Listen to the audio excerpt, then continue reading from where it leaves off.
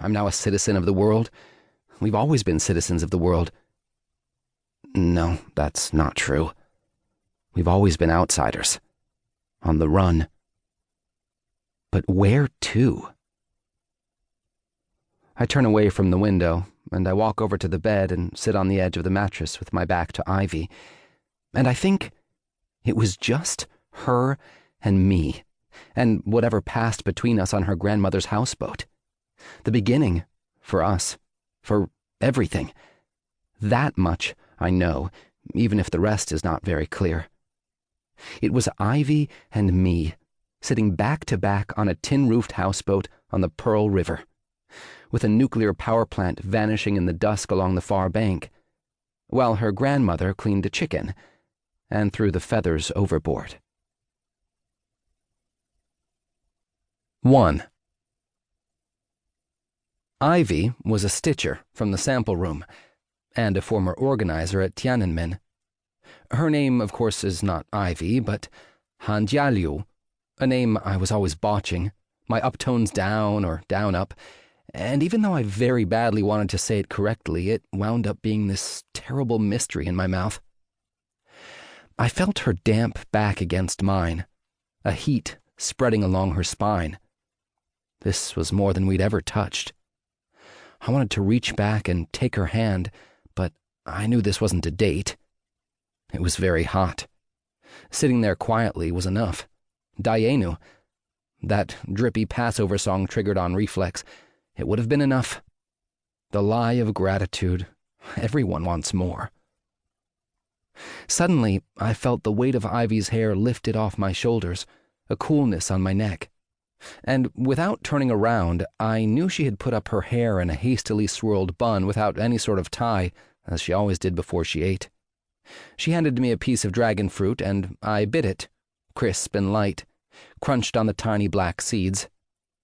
Before the sweetness on my lips evaporated, her hand was beside my ear again, another pearly white slice pinched between her index and middle fingers.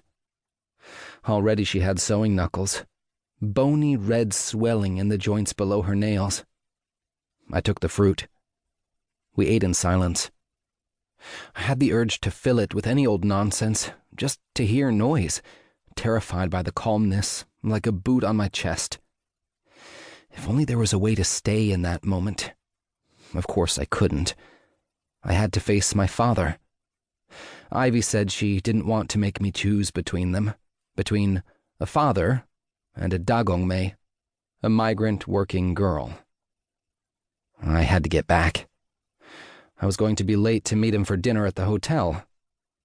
A whole afternoon had quietly slipped past since I got on the back of Ivy's motorbike at the shoe factory, like a lunatic who wants to get kidnapped, as my father would say.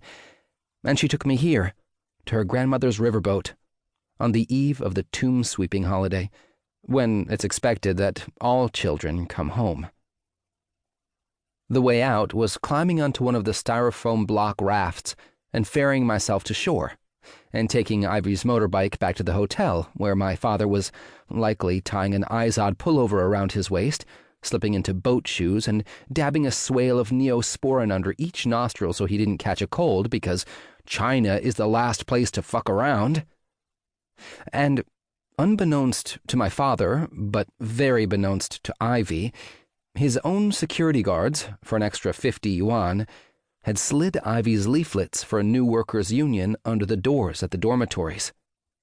But as long as I sat there in the old tin-roofed houseboat, as long as I stayed put and focused on what was in front of me, I was fine. The moment I moved, I became a traitor. Enough already. I rose to my feet, my legs numb from sitting so long, and as I was punching my thighs to get the blood flowing, Ivy bickered with her grandmother in Chinese. I swung my leg over the gunwale and my foot touched the styrofoam block, this makeshift raft in the water that would take me the 50 yards to shore. Ivy handed me the ferry pole, warning that it wasn't as easy as it looked, balancing on this block, not much wider than my shoulders. Now I had both feet down, wobbling badly, and I paddled in long strokes like a ferryman.